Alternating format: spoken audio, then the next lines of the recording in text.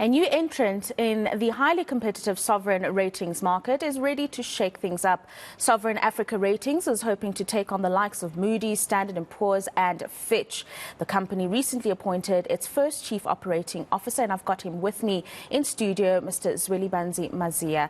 Now, what will they be focusing on in this cutthroat industry? Well, he joins me now to answer that question and more. Thank you very much for your time this morning. Obviously, it's a new role that you have taken up, and it's been described by the ratings agency as an absolutely critical one, particularly in the place that Africa finds itself economically. What are some of the priorities that you're looking at when it comes to your role as the COO of SAR? All right, so Sovereign Africa Ratings, we focus on the developing markets, particularly on the African continent.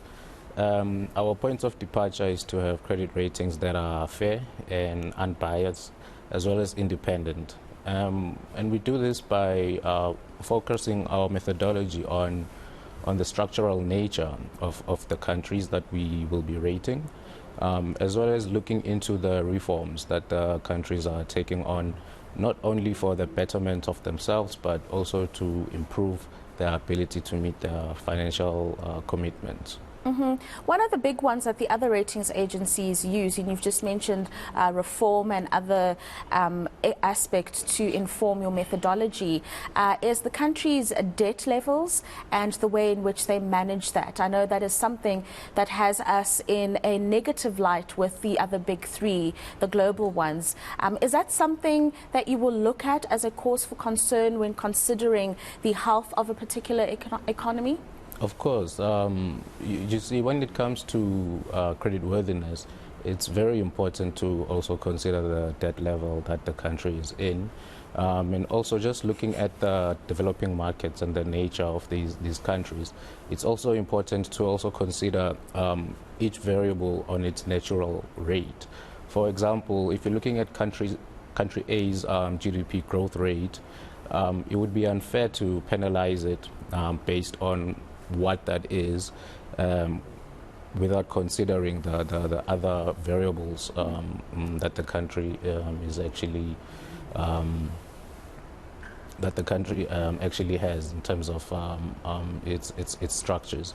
So, for example, just to clarify on that, country A may have certain natural growth rates for certain variables. We need to consider the endowments, for example, of that country. And then in comparison to another country, you'd find that it's also operating at full employment.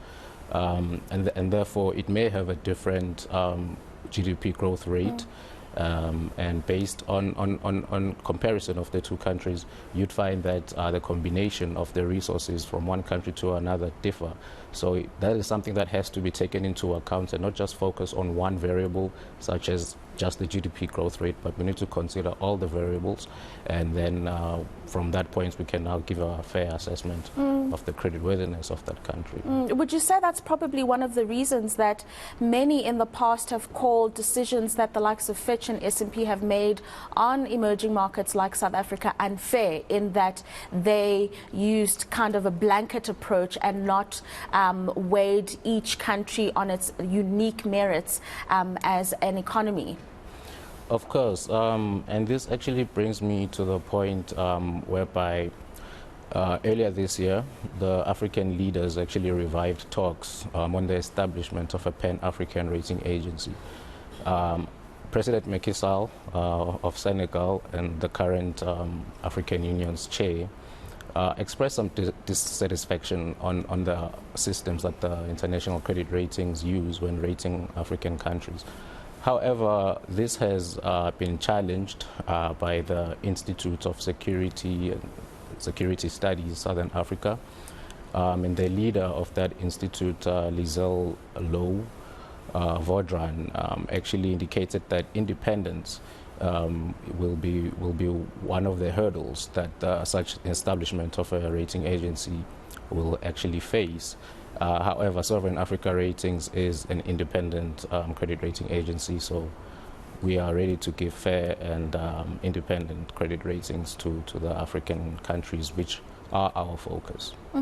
So African countries are the focus, but is there a potential for SAR to look at other emerging markets that not necessarily be in South Africa, in the African continent rather, but pose a lot of similarities like your Argentinas and so?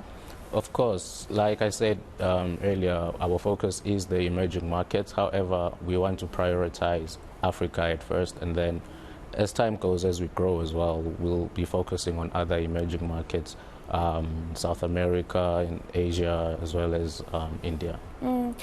Don't you think it's going to be challenging, given that a lot of African governments have issues around transparency, when it comes to how a country or a state is run? Gathering that information, do you find that it might be a challenge, or are there means that you have developed as SAR to get the most out of a country in terms of research so that you can make informed ratings reviews? Yes, when it comes to information and data, there is a challenge for a couple of countries, and we have planned for such a challenge. It's quite important for a rating agency to actually consider the availability of data before they can actually issue a rating. You'd find in certain instances that a country may not have certain information readily available due to challenges in actually gathering such information. And therefore, they may find themselves in a position whereby they don't want to actually get a rating or solicit one. And then some rating agencies would then do an unsolicited credit rating. However, our approach would be that if we don't have sufficient information, we will not issue a credit rating at all. We've run out of time, but I have to ask you very briefly, are we going to see something coming out about South Africa soon from you guys? Yes, we'll be issuing our first credit rating on South Africa in September. Looking forward to it. Thank you very much for your time this morning. Thank you. And speaking there to Zwelibanzi, who's the new COO of the SAR. They're saying that we're going to see our first credit rating on South Africa in September.